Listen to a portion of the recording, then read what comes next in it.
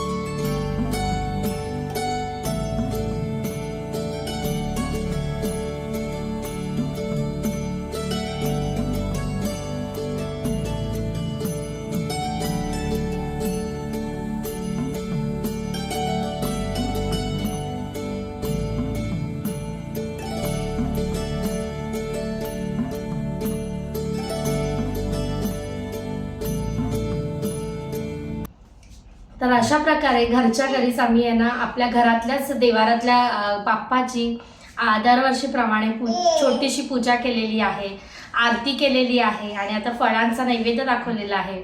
आणि आपल्याकडे भारतात आता खूप जल्लोष असेल, सगळीकडे पहिल्या दिवशी बाप्पाची स्थापना होत असते.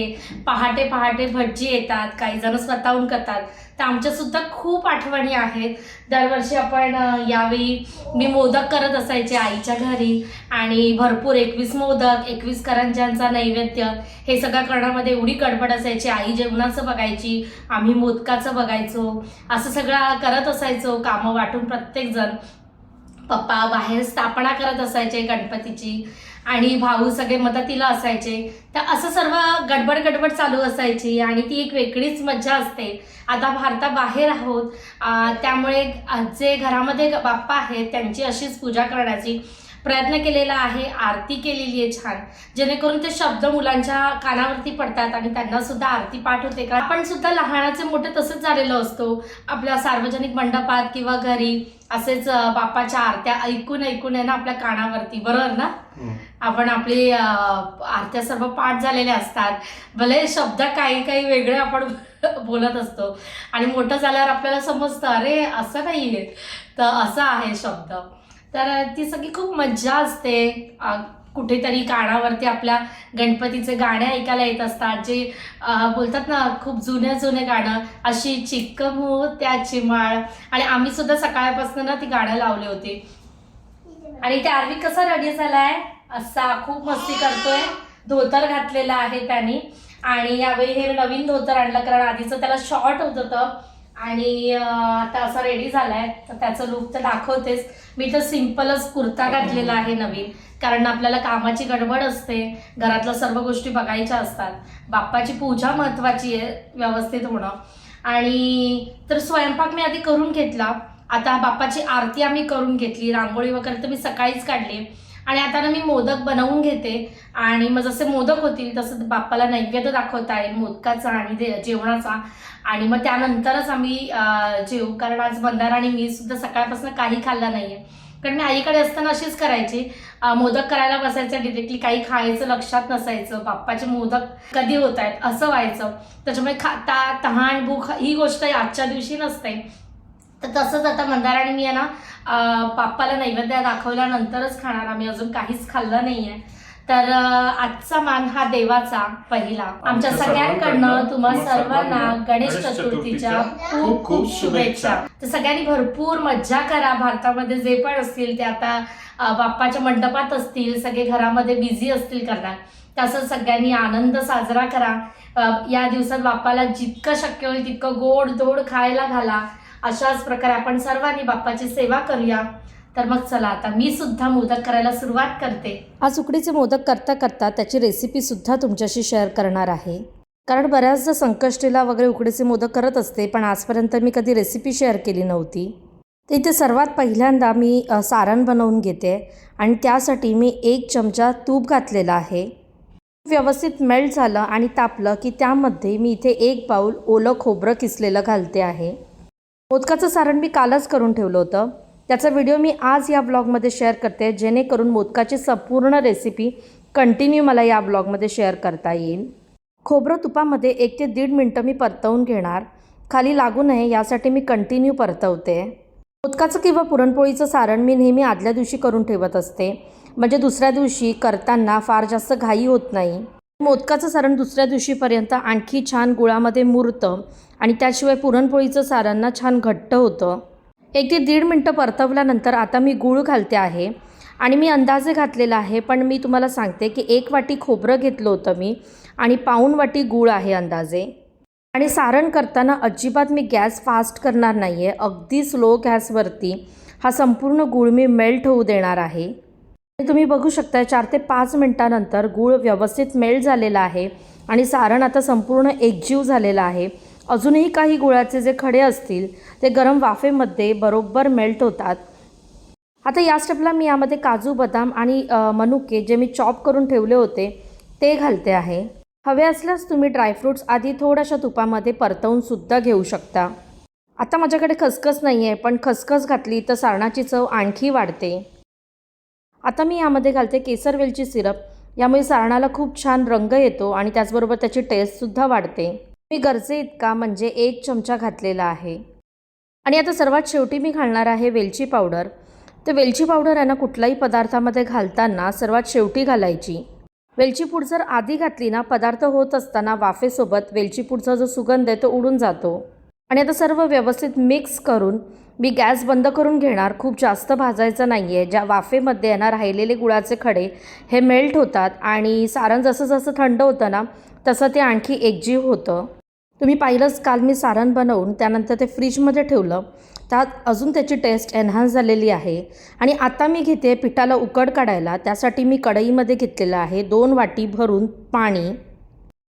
इथे मी पाण्यामध्ये घालते अर्धा चमचा मीठ आणि अर्धा चमचा तूप आणि 1 चमचा दूध, जेणेकरून आहे ना मोदक अगदी पांढरे शुभ्र होतात. हे सर्व ढवळून पाण्याला उकळी येऊ द्यायची. पाण्याला उकळी आल्यानंतर यामध्ये मी आता घालणार आहे तांदळाचं पीठ. तांदळाच्या पिठाचं प्रमाण सांगते तर 2 वाटी भरून मी पाणी ओतलं होतं, तर 2 वाटीपेक्षा थोडंसं कमी एवढं मी तांदळाचं पीठ घेतलेलं आहे. म्हणजे 1 वाटी संपूर्ण भरून आणि दुसरी वाटी पाऊण इतकं मी तांदळाचं पीठ इथे घेतलेलं आहे. आणि स्लो गॅसवरती संपूर्ण पीठ मी अगदी व्यवस्थित पटापटांना मिक्स करून घेणार पाण्यामध्ये आणि मग थोडंसं पाण्याचा हबका मारणार वरून. आणि आता गॅस बंद करून 10 मिनटं झाकण मारून ठेवणार. 10 मिनटानंतर पिठाला मी मॅशरच्या हेल्पने आहे ना सर्व जे काही गुठळ्या वगैरे असतील त्या सर्व फोडून घेते आणि पीठ मळायला सुरुवात केलेली आहे. कारण पीठ गरम असताना जितकं मळायला घेऊ ना तितकं ते चांगलं मळलं जातं. आता कंटिन्यू 10 ते 15 मिनटं मी पाण्याचा आणि तुपाचा हात घेऊन पीठ आहे ना मळून घेणार आहे. उकडीच्या मोदकामधली सगळ्यात महत्त्वाची प्रोसेस म्हणजे पीठ मळणं, कारण पीठ जितकं छान मळू ना तितके आपले मोदक सुरेख येतात.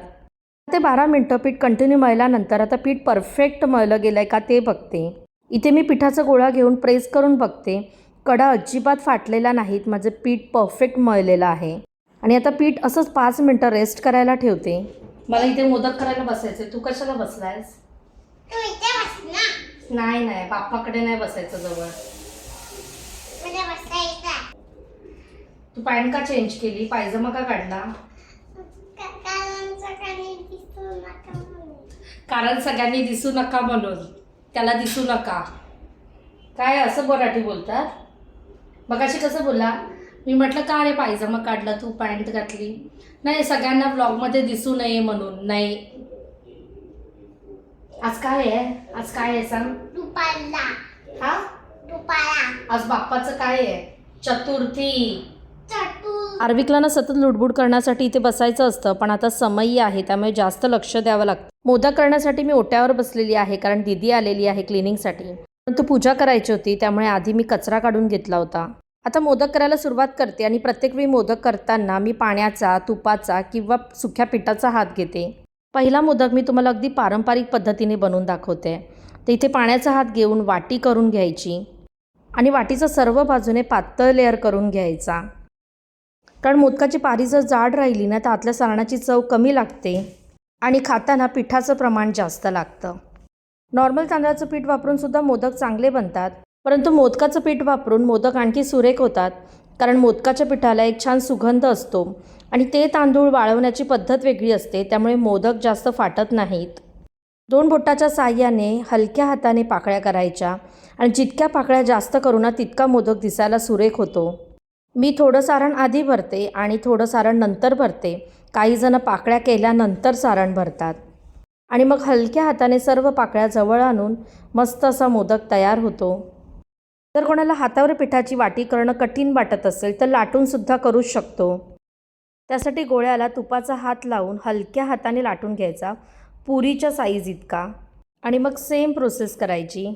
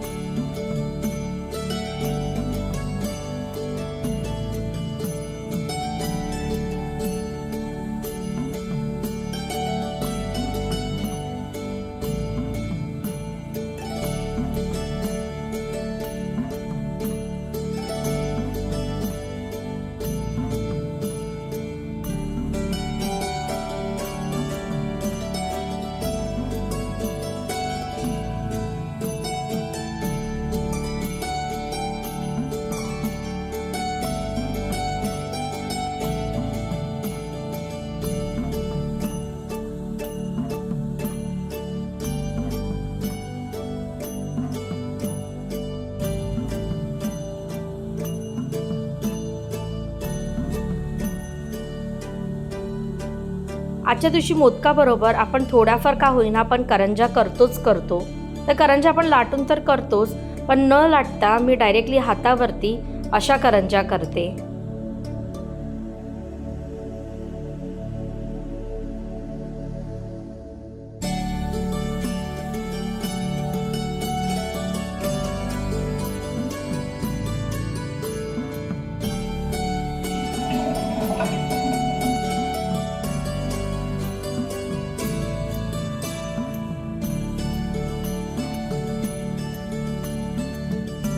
आता मोदकाची दुसरी फेरी मी स्टीम करायला ठेवलेली आहे.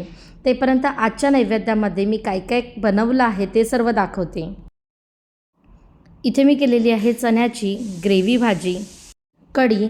आमच्याकडे गणपतीला पहिल्या दिवशी कढी असायची जी सगळ्यांना खूप आवडायची. आणि इथे राईस केलेला आहे, चपात्या केलेल्या आहेत, नैवेद्यासाठी छोटी चपातीसुद्धा केलेली आहे. आणि आता बाप्पाकडे ठेवण्यासाठी मोदकाचं आणि नैवेद्याचं ताट तयार करते.